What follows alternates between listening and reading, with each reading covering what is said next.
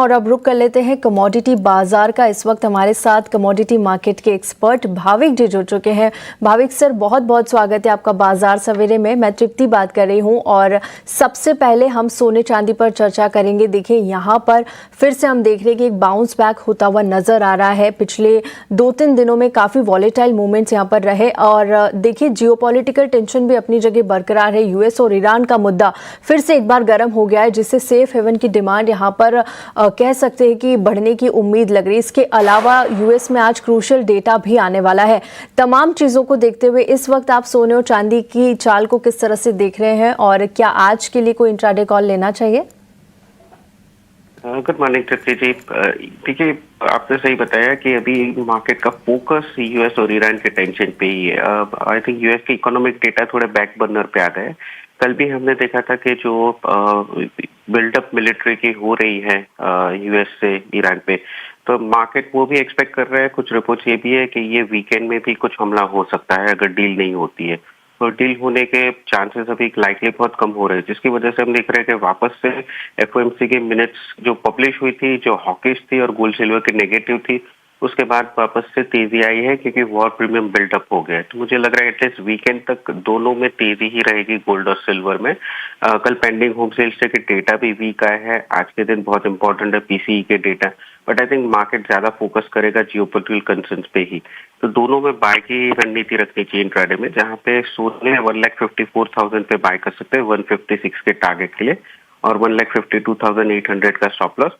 वहीं चांदी में भी आज बाय करके चल सकते हैं 239 पे 245 के टारगेट के लिए और 237 का स्टॉप लॉस रहेगा।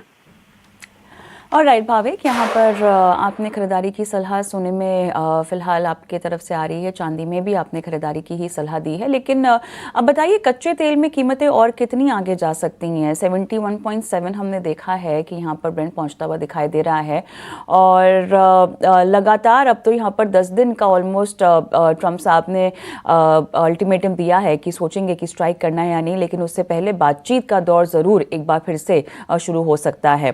कीमतें और आगे कितनी जा सकती हैं?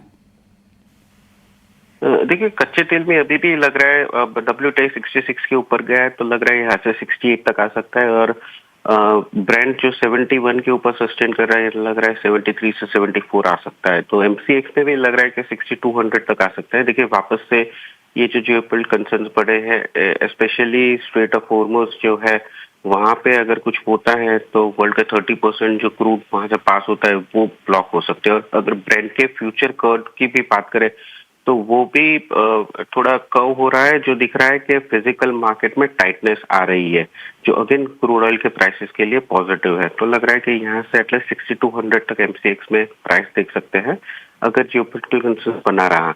आज के दिन कच्चे तेल में 5950 पे बाय कर सकते हैं 6060 के टारगेट के लिए, 5890 का स्टॉप लॉस रहेगा।